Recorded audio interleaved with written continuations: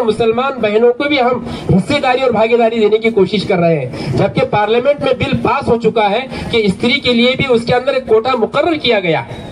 और ये जो वक्फ का जो डिपार्टमेंट है ये भी गवर्नमेंट के अंडर में है, ये किसी खास मुसलमानों के अंडर में नहीं है, इसके ऊपर उन्हीं का कंट्रोल है। और आज ये मसाइल जो है ये इसलिए पेश आए हैं कि आज हम हमारे इस समाज में बसने वाले जितने लोग हैं और इसके तहत जितनी प्रॉपर्टियां हैं, आज हम उसको धोखे की नजर में देख रहे हैं, लिहाजा उसका विरोध करने के लिए आज हम सब यहाँ पर जमा हुए हैं। हमारे मौजूदा हुकूमत को ये देखना चाहिए, मुस्लिम समाज का अगर आप हित करना चाहते हैं, अच्छा करना चाहते हैं, हम आपसे पूछना चाहते हैं कि पार्लियामेंट के अंदर जितने मंत्रालय हैं 23 के अंडर में जितने 48 मंत्रालय हैं, बल्कि उससे भी ज्यादा है, किसी एक मंत्रालय के अंदर भी आपने किसी मुस्लिम को पद दिया है? और आपने मुसलमानों के हित की बात कर रहे हैं, आपके सामने मुसलमानों के ऊपर, उनके दरगाहों पर, उनके मस्जिदों के ऊपर, उनकी इबादत गाहों के ऊपर इतना अत्याचार अन्याय हो रहा है, आप अपनी आंखों से देख रहे हैं, लेकिन इसके बावजूद भी आपकी जुबान खामोश है। आता बातमी आहे धाराशिव जिल्ह्यातून।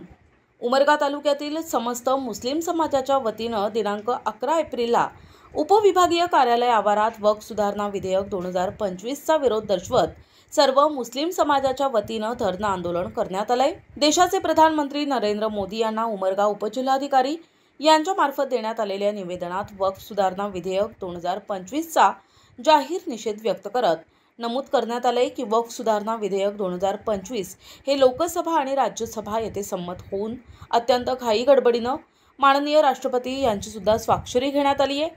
केंद्र सरकारची ही कृती भारत देशात राहणाऱ्या मुस्लिम समाजाच्या हिताच्या विरोधात असून आम्ही त्याचा तीव्र निषेध करत आहोत।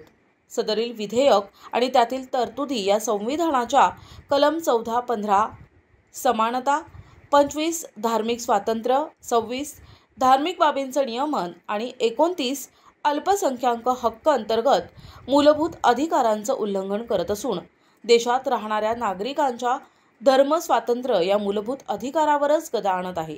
तसेच वक्फ कायद्यात बदल कलम 300 अ मालमत्तेच्या अधिकाराच्या विरोधात आहे असा उल्लेख या निवेदनात करण्यात आलाय।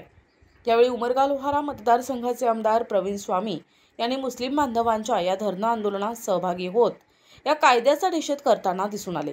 सदर निवेदन स्वीकारत आपलं मत व्यक्त केलंय की जगातली एक सशक्त लोकशाही, जगातलं एक सगळ्यात चांगलं संविधान डॉक्टर बाबासाहेब आंबेडकरांनी जगाला, देशाला दिलेलं आहे आणि त्याच वर्षामध्ये वक्फ बिल याच्यामध्ये जे सुधारणा विधेयक आणून इथं मुस्लिम मस्जिद, दर्गा किंवा त्यांच्या धार्मिक जी संपत्ती आहे त्याच्यावर टाच आणण्याचा सरकार प्रयत्न करत आहे, त्या अमृत महोत्सवी वर्षाचा अपमान आहे असं मी या ठिकाणी जाहीरपणे सांगतो।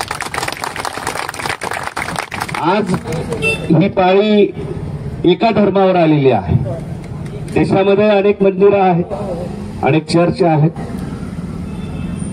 प्रत्येक समाजाची वैयक्तिक स्वतंत्र प्रॉपर्टी आहे आणि त्या प्रॉपर्टीवर कदाचित येणाऱ्या काही काळामध्ये शासन टाच आणण्याची शक्यता आहे। ज्यांनी दान केलं त्यांच्यासाठीच, त्यांच्याच बांधवासाठी जमीन आणि संपत्ती राहावी हा एक प्रामाणिक कायदा वक्फचा होता आणि त्याच अनुसार इथं मुस्लिम बांधव त्याच कायद्यानुसार चालत होते।